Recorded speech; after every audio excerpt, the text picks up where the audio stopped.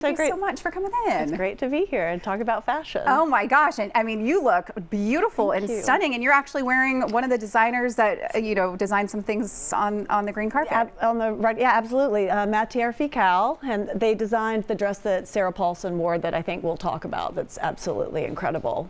Okay, so let's talk about this year's theme. I mean, it was costume is art, fashion is art. Is that kind of what we were seeing? Yeah, I think that costume is art, and that our body is the vehicle in which we use to showcase it. So we're the medium, and so body in all of its forms, pregnant, old, disabled, able-bodied, everything, which I loved that whole edition. So everybody was kind of just taking their own version of that and making it their own. Let's talk about some of the ones that stood out to you. I believe the first one that you mentioned was Sarah Paulson. Yes. Yes. Talk me through that one. You know, she took a big risk wearing Matière Fecal. They're young designers. They're absolutely incredible. And there was commentary on the 1% in this at this show that they did in Paris last Fashion Week, which was the talk of Paris Fashion Week. So her dress is kind of like a rattled or destroyed debutante dress, and then with the $1 bill covering her eyes.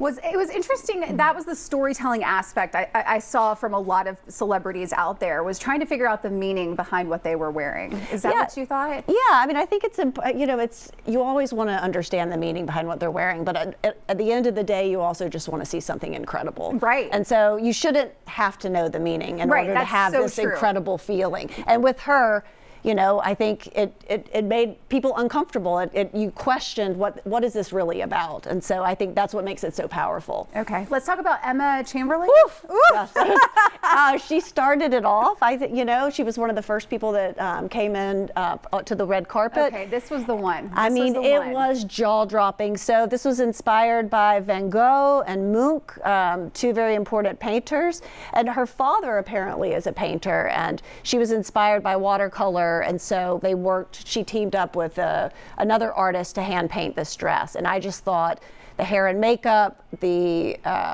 sleeves, absolutely everything, it was done to perfection. And so I think she kind of made everybody that came behind her tough. She was a tough one to follow. And she was one of the first ones too. That really. I mean, look at her. Stunning. It's stunning. I truly don't think I've ever seen anything that beautiful before. Yeah. It's just so unique. Okay, Eileen Gu. Absolutely, Eileen Gu, who was designed by Iris Van Herpen, who's actually a really good friend of mine. We were texting while on the red carpet, and this dress created bubbles, and there was helium put inside the bubbles, so the bubbles came up. And she is such an incredible Olympian, and so deserves this moment. And so Iris we actually brought her to the High Museum in 2015 for her first museum show at the High Museum in America. So seeing her again on the red carpet is the bubbles. I mean, that's so much fun. Oh my God, so much fun. Okay, Lisa Robert Woon. Lisa, yes, Lisa was in Robert Woon. Yeah. Lisa was in Robert Woon. Okay. So she's a part of Blackpink, and I don't really know as much about her, but look how incredible she is. And I think, he was really the star designer of the night. He's a couture designer, and there's so much movement going on. She looks absolutely ethereal, all of this hand beating. She's owning it. And so, she's like a living sculpture. And I think it just really, really worked, especially, she's a dancer, and she just embodies this dress perfectly. What were your thoughts on Kylie Jenner's? I personally love Kylie Jenner. I'm a huge fan of Schiaparelli. It felt like it was referencing the Venus de Milo. She was in this state of undressing or dressing, which feels like very romantic. I thought, oh, look at this. I thought that her hair and makeup, she bleached out her eyebrows, which doesn't feel very Kylie Jenner to me, and it created this kind of discomfort, or this, it looks like they're bleached out, but this kind of tension, and the dress is absolutely impeccable. And so there's this movement. Is she getting dressed? Is she undressing? It's just quite incredible.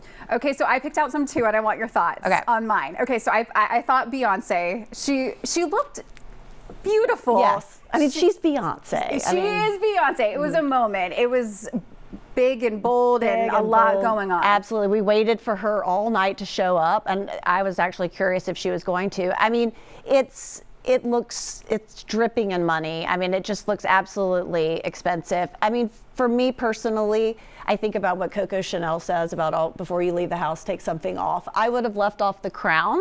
And we didn't really get to see the back of the dress so much because of the feathers, but she was a star. She just, of course she stole the show, and I think it was her return to the Met Gala after like 10 or something years. So everyone was anticipation waiting for her. Yeah, okay, I also liked the moment with Nicole Kidman and her daughter out there. I mean, in the red was just pretty and classic and elegant. I mean, not a huge moment, but I thought it was nice. I mean, her body is absolutely out of control. And so I thought the dress was beautiful. It was safe. I think some people maybe were a little bit nervous to follow the theme.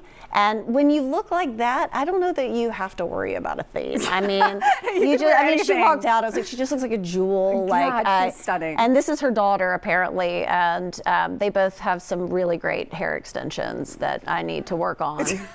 Your hair is beautiful. I know, but everybody loves some long hair. I know. I love a wig, You do. Okay, so also I want to talk about Rihanna and A$AP Rocky. Yes. They were kind of at the end.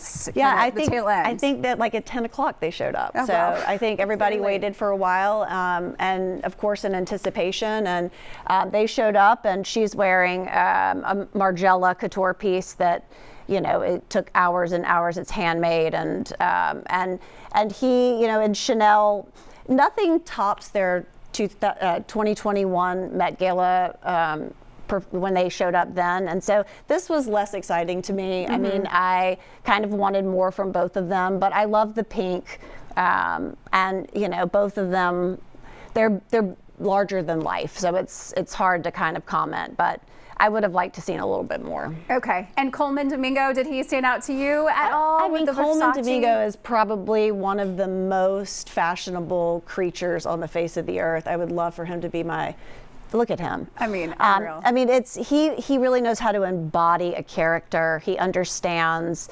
fashion, and it is a little costumey for me, but look at him. I mean, at the same time, he knows how to wear fashion does not wear him, he wears fashion. Yeah. Okay, and what about, there were two that I asked you about. Okay. Oh my gosh, what is her name? Heidi Klum? Heidi Klum, What wow. was that? We're all wondering what that was. I mean, she, I know that she does like big things for Halloween, and so I wasn't sure if this was Halloween or if this was a Met Gala, but she went there. And I give her credit, and we're talking about it, and that's a lot of fun. That's true. Okay, and then Katy Perry, the mask. I feel like that was different too.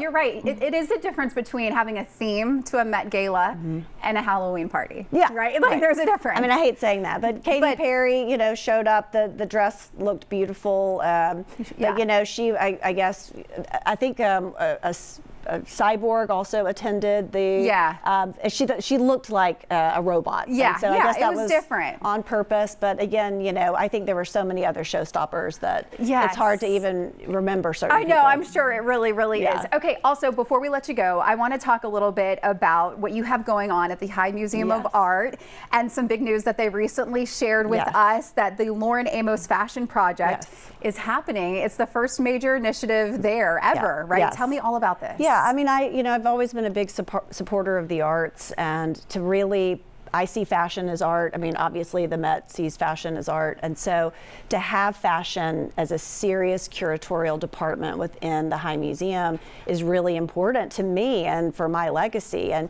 I'm just responding to the desire and need that Atlanta has. And so Atlanta loves fashion. I love fashion. And so bringing this to the High Museum for people to experience on the same level as painting and sculpture is so important. So we had Victor and Rolf in for our first big exhibition, and it was huge. People were dressing up, coming to the museum 3 and 4 and 5 times.